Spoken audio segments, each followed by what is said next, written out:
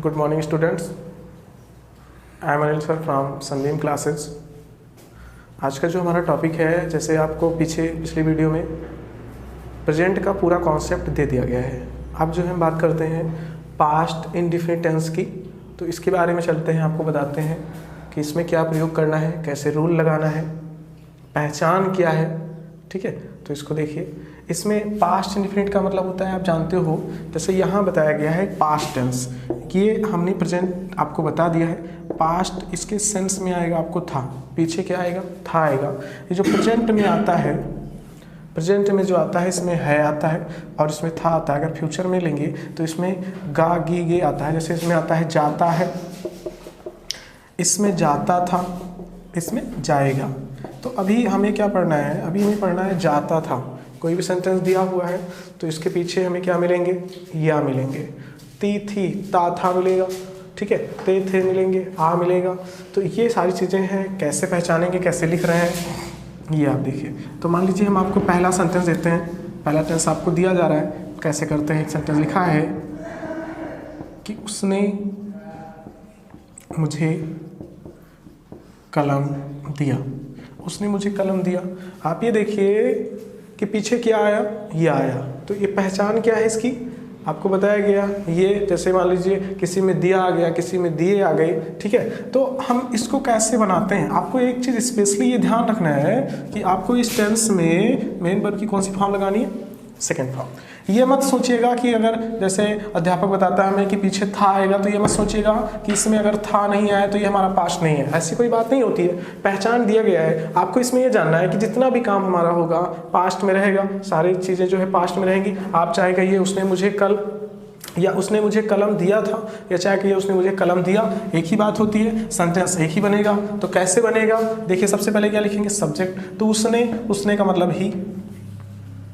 उसके बाद में देखिए मेन वर्ब की सेकेंड फॉर्म देना, दिया। दिया का क्या होता है, देना। तो देने की फर्स्ट फॉर्म नहीं प्रयोग करनी है, आपको क्या प्रयोग करना है, सेकेंड फॉर्म। तो give is your first form, give is your second form and given is your third form.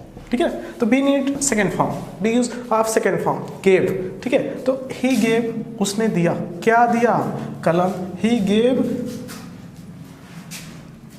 देखिए यहाँ पे आपको एक थोड़ा सा ये आप जान लीजिए कि यहाँ पे आपको ऑब्जेक्ट जो है दो ऑब्जेक्ट है। ठीक है, ऑब्जेक्ट जो होता है आपको आगे सिलेबस में पढ़ाया जाएगा। सेंटेंस तो उसमें आपको बताया जाएगा पार्ट कि सब सेंटेंस के पार्ट कितने होते हैं। तो सेंटेंस के दो पार्ट होते हैं, सब्जेक्ट और प्रेडिकेट होता है। उसी में आपको मिलेगा ऑब्जेक्ट। तो दो ऑब्जेक्ट होता है, एक डायरेक्ट होता है, एक इनडायरेक्ट होता है। तो कलम ये आपका डायरेक्ट ऑब्जेक्ट है। ठीक है, ये डायरेक्ट ऑब्जेक्ट है और मुझे ये इनडायरेक्ट ऑब्जेक्ट है। यहाँ पे अभी इससे मतलब नहीं होता है। यहाँ पे अभी आपको क्या करना है, ऐसे लिखना है, he gave me, he gave me. क्या दिया उसने मुझे, ए कलम। तो he gave me A pen. ये आपका पहला सेंटेंस सॉल्व हो जाता है, he gave me A pen. दूसरा करके देखते हैं, दूसरा कैसे बनाएंगे। आप इसका रूल लिख लीजिए, स्क्रीनशॉट कर लीजिए, कॉपी में नोट कर लीजिए। दूसरा सेंटेंस है, पिताजी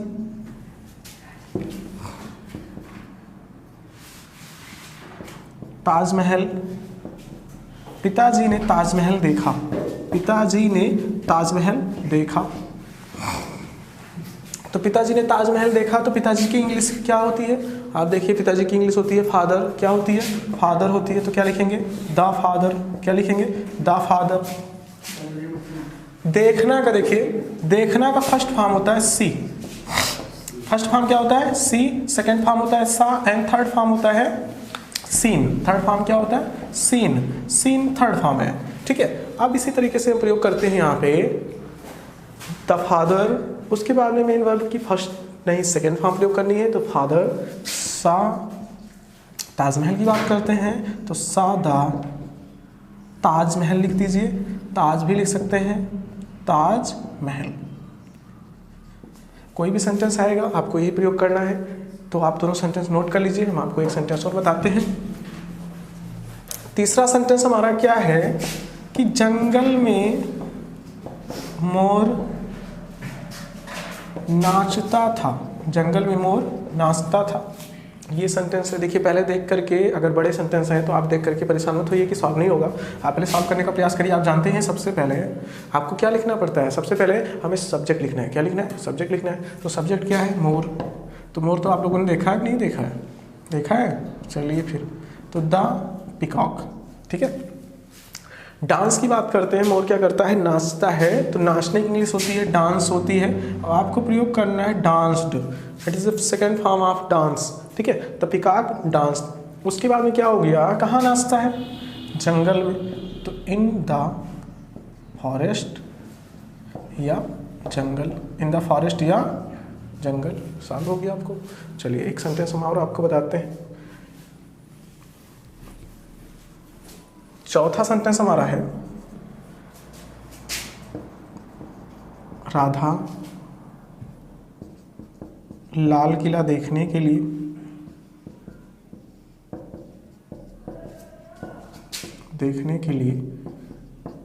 दिल्ली गई। तो देखिए पीछे या ये आ गया, आपको यहाँ पे बताया गया है कि पीछे तात ही आएगा, ये भी आएगा। तो यही जो चीज़ यहाँ पे ये दिया गया है, जैसे मान लीजिए गए भी होता है, गई भी होता है, गया भी होता है, क्या प्रयोग करेंगे? तो सबसे पहले क्या लिखेंगे? सबसे पहले लिखिए आप सेंटेंस में, सबसे पहले हम सब्जेक्ट लिखते हैं। तो सब्जेक्ट क्या है? राधा लिखिए। क्या लिखेंगे? राधा। फिर उसके बाद में देखिए क्या होता है? दिल्ली गई, ठीक है। राधा दिल्ली गई, तो Radha went to Delhi. Radha went to Delhi. Radha Delhi गई, क्या करने गई है? लाल किला देखने के लिए। तो फिर क्या हो जाएगा? Radha went to Delhi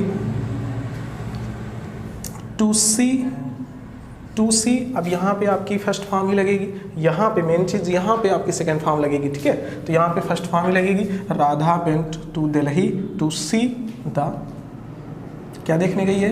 Lal Qila. तो लाल किला आप जानते हैं बहुत ज़्यादा फेमस है। तो यहाँ पे लाल किले इंग्लिश क्या होती है? रेड फोर्ट, रेड फोर्ट, ठीक है। तो ये आपका हो जाता है, साल हो जाता है, इसी तरीके से आपका बन जाएगा। उसके बाद में हम चलिए आपको बताते हैं, आज इसी में बताएंगे आपको निगेटिव। तो ये आपका अफर्मेटिव है, कौन सा है? अफर्मेटिव है। अब हम निगेटिव देखते हैं, निगेटिव हमारा कैसे बनता है। तो चलिए आप स्क्रीनशॉट कर लीजिए, नोट कर लीजिए, उसके बाद में आपको निगेटिव बता रहे हैं। चलिए आगे चलते हैं।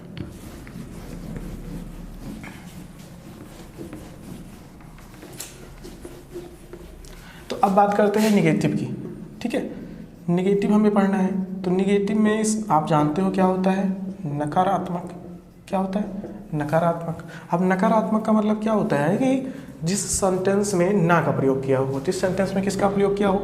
ना का प्रयोग हो या नहीं का प्रयोग किया गया हो। तो यहाँ पे देखते हैं, अभी मान लीजिए आपने जितने भी सेंटेंस बनाए सब सकारात्मक थे, उसमें सब चीज़ें हाँ थी। जैसे मान लीजिए इसमें दिया है कि बच्चे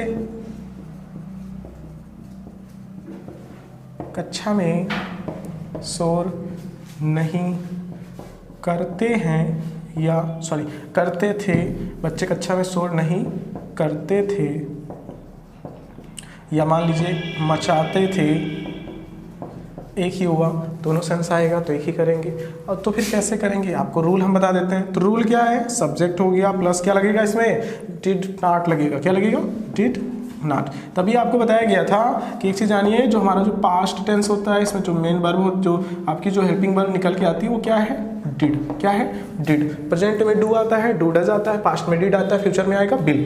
तो यहाँ हो गया आपका डिड नॉट। उसके बाद में फिर क्या लिखते हैं? लिखते हैं मेन वर्ब की फर्स्ट फॉर्म। देखिए अफर्मेटिव में सेकेंड लग जाती है, निगेटिव में आते हैं तो डिड नॉट लग जाता है, तो फिर क्या हो जाता है? फर्स्ट फॉर्म हो जाती है। तो सब्जेक्ट हो गया, डिड नॉट हो गया, प्लस मेन वर्ब की फॉर्म हो गई, फर्स्ट फॉर्म हो गई, प्लस आपका हो गया ऑब्जेक्ट, प्लस आपका हो गया अदर वर्ड। ये आपका बन गया रूल, इसको आप लोग नोट कर लीजिए।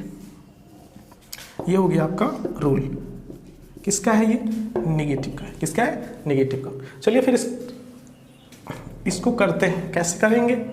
सबसे पहले देखिए कक्षा में शोर कौन नहीं कर रहा है? तो आप जानते हो बच्चे, जानते हो बच्चे वैसे भी वो शरारती होते हैं। तो बच्चे की इंग्लिश क्या लिखते हैं? The children. क्या लिखेंगे? चिल्ड्रेन। देखिए अगर सिंगुलर है, सिंगुलर प्लूरल से इसमें आपको मतलब नहीं है, इसमें आपको लिखना है। उसके बाद में अगर सिंगुलर होता है, अफर्मेटिव में हम ध्यान देते हैं, उसमें भी सिंगुलर रहेगा तभी मेन वर्ब की सेकेंड फॉर्म, प्लूरल रहेगा तभी मेन वर्ब की सेकेंड फॉर्म। यहाँ पे दिया गया है द चिल्ड्रन दिया गया है, आपको इसमें फर्स्ट सेकंड फॉर्म नहीं देखना है, बस ये देखना है कि अगर यहाँ बच्चे दिया है तो ये प्लूरल है तो आपका ये भी प्लूरल होना चाहिए, तो द चिल्ड्रन। उसके बाद में क्या लगेगा आप जानते हो, डिड नॉट लगेगा। क्या लगेगा? डिड नॉट लगेगा, ध्यान से समझिएगा।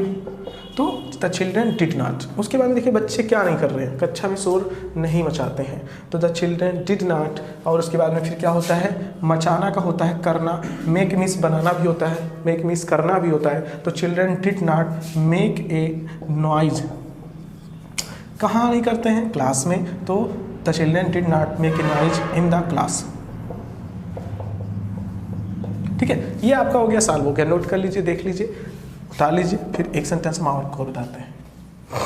दूसरा सेंटेंस हमारा ये है कि श्याम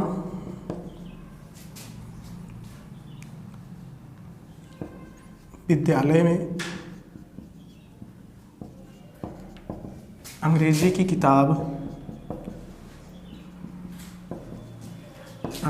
किताब नहीं पढ़ता था। अंग्रेजी की किताब नहीं पढ़ता था। ठीक है, तो ये दिया हुआ है श्याम विद्यालय में अंग्रेजी की किताब नहीं पढ़ता था। तो एक चीज़ ये है ना कि आप सेंटेंस को देख करके डरिएगा नहीं। अगर सेंटेंस कोई बड़ा सेंटेंस है तो आप उसको देख करके, ऐसा नहीं है कि आएगा नहीं, आएगा, आप दिमाग लगाओगे तो आएगा। श्याम की इंग्लिश क्या होती है? श्याम की इंग्लिश क्या हो गई? श्याम, देखिए स्पेलिंग देख लीजिएगा, SHYAM, श्याम हो गया। उसके बाद में देखिए क्या है, पढ़ता था, नहीं पढ़ता था, तो क्या लगाओगे? डिड, तुरंत आप लगाओ क्या? डिड। उसके बाद क्या लगाओ? नॉट। तो श्याम डिड नॉट क्या नहीं करता था? पढ़ता था। तो श्याम डिड नॉट रेड नहीं होगा, रीड होगा, फर्स्ट फॉर्म आ जाती है। इसमें रीड की तीनों फॉर्म एक होती है, चाहे फर्स्ट हो, चाहे सेकंड हो, चाहे थर्ड हो। तो श्याम डिड नॉट रीड, क्या नहीं पढ़ता था? बुक नहीं पढ़ता था। किस चीज़ की बुक है भाई? इंग्लिश की है ना। तो Shyam did not read the book of English. कहाँ नहीं पढ़ रहा है? विद्यालय में ना। तो Shyam did not read the book of English in the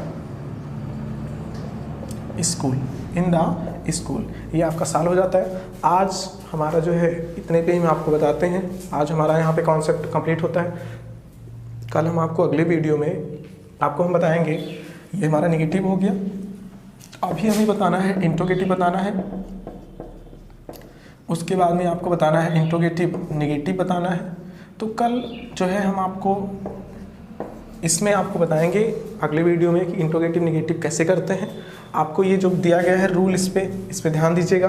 दोनों सेंटेंस लिख लीजिएगा। आप इसी तरीके से दुनिया का कोई भी सेंटेंस आए, हजारों सेंटेंस आए, आप उसको कन्वर्ट कर सकते हो। You can convert Hindi into English. ठीक है, आप इस प्रयोग के क्या कर सकते हो, हिंदी से इंग्लिश में कर सकते हो, क्योंकि इससे मतलब ये जो रूल आपको बताया गया है, ये रूल आपको पूर्ण तरीके से आपकी हेल्प करेगा। ठीक है, आज के लिए बस इतना ही। आपको बहुत बहुत थैंक्स।